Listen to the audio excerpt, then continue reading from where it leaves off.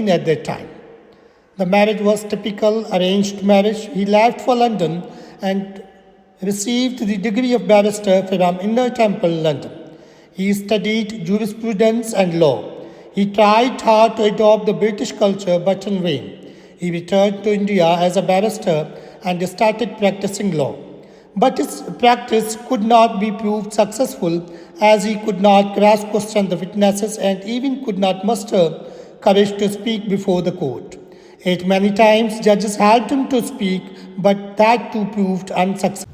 He got an opportunity from Dada Abdullah and Company, a company in Natal, South Africa, then a colony of British Empire, to plead the cases of Muslim merchants in South Africa. Seeing no progress in the field of law in Bombay, he took on that opportunity and went to South Africa.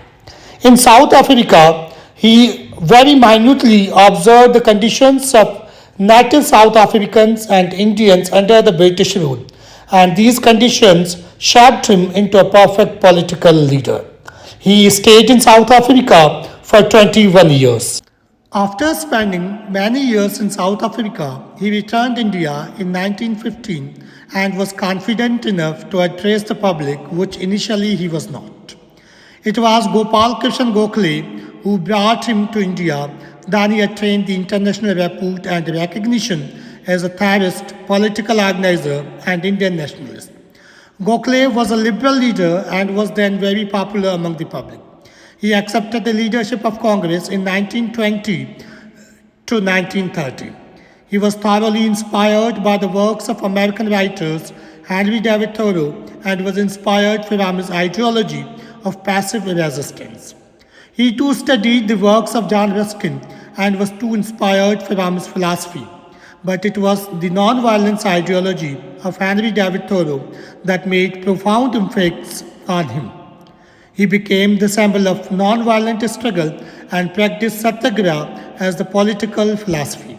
He objected and abhorred all the forms of violence and asked his workers to believe in the power of soul. He exhorted them to encounter physical powers with spiritual power. He didn't stick to the policy of non-violence thoroughly and derailed from it many of the times. During World War II, he appealed to the masses to join World War as combatants, which shows his derailment from his philosophy of non-violence. He stuck to the philosophy of non-violence when it favored him and opposed the same when it was against the natural norms. Whenever he had vested interest, he adopted for the non-violence.